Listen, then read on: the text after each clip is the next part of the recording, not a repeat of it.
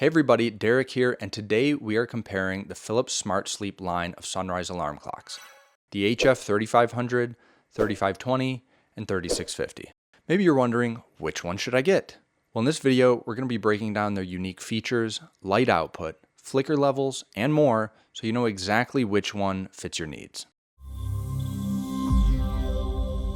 First off, let's talk sunrise customization.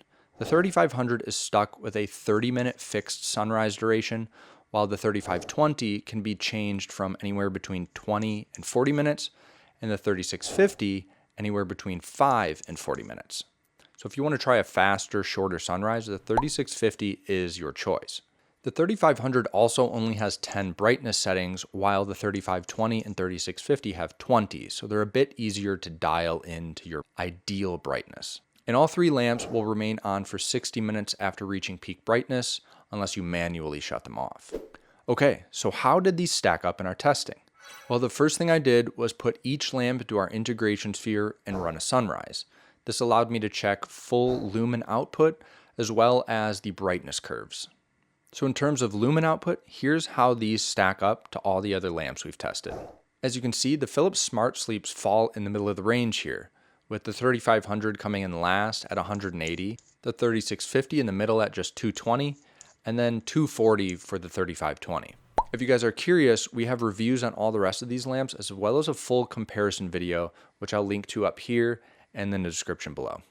What we really want to see though is how bright these lamps are at a distance. So to do that, we put them in front of our spectrometer and measured every 6 inches on various brightness settings. If we look at this graph, which is lux at 1 foot, we can see that the Philips SmartSleep lamps climb way up the ranks. Interestingly, the 3650 is now a bit brighter than the 3520, and this is because it directs its light a bit more horizontally. So if you're on the hunt for the brightest one, that would be the 3650.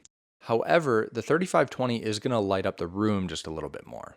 For comparison, here's a time-lapse video of the 3500 and the 3650 just to show you what the differences look like in real life with these lux and lumen outputs. If you're going to buy a sunrise alarm clock, I recommend starting at about 250 lux and adjusting up or down from there because this is what the studies use. In the article for this video, we include a chart like this one so that you can see where to start. The pinker the value, the more likely you are to experience an early or delayed awakening. Now, how about those sunrise curves? Well, there is nothing to complain about here. We see a nice gradual rise that increases exponentially as the sunrise increases, just like the real sunrise. This actually looks very similar to the Philips Hue Twilight, so Philips just seems to have their curves down. Now, the last thing I tested was flicker. Some lights flicker imperceptibly, and this bothers a subset of people.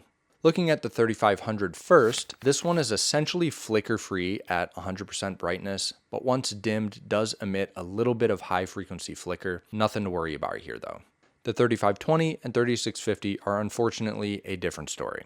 These both flicker to a very high degree at full brightness and while dimmed. What you see here is a 120 Hz waveform at basically 100% depth, which is about as bad as it gets nowadays.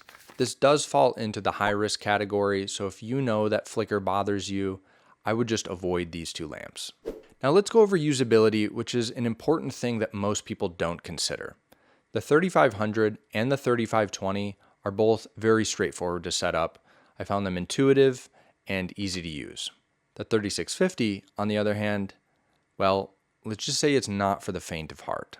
The icon-based menu system is very confusing. I would find myself referring back to the manual to double check what I was clicking on, but if I took too long, it would boot me back to the main screen. And then I was like, where was I? How do I get back to where I was? So I would just steer clear of this one if you're looking for a no-fuss option or you're buying this for someone who is not tech savvy. Do not buy it for your grandma. For general settings, all three clocks can be set to either 12 or 24 hours, but only the 3520 and 3650 have an auto dim feature that allows them to shut off completely in a dark room. For the 3500, the only way to change the brightness is by clicking one of the side buttons, and unfortunately you cannot turn it all the way off. So if you like that clock face to be able to shut off at night, don't go with this one. Now, one more glaring flaw I ran into with the 3500 is that after the sunrise completes, it will beep like this. you can't turn that off. So if you want an audible free sunrise alarm, which is what I recommend, because I think the whole point is to wake up naturally without that kind of like forced awakening, unless you want to take this thing apart and destroy the piezo, which you should, or maybe just don't buy it.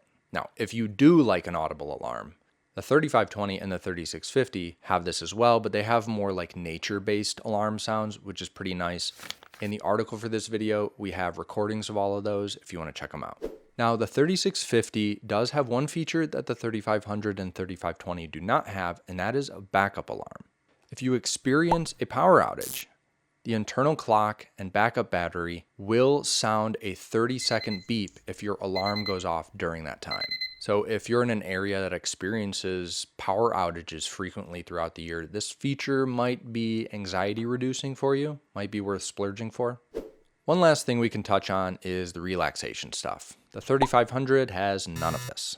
The 3520 and 3650 have a sunset feature that turns on the light and then slowly dims it over a period of time. I don't personally use these, but they're there if you want them. Now, what I did find myself using was the little tap to wake light on the 3650. It's just super easy to use, and when you set it dim enough, it just provides a very nice warm glow at night if you need to see in your dark room. The 3650 also has a breathing mode where a pulsating warm light or repeating nature sound guide you through a breathing exercise. Again, not something that I use, but I know this is something that a lot of people like to do, and the 3650 has that. So what are my overall thoughts? All of these offer effective light output, but there are key differences.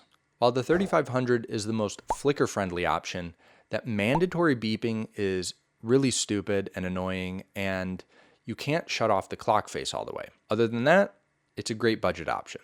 The 3520 and 3650 are a bit brighter, and they let you customize the sunrise duration, so go with one of those two if you're looking for that.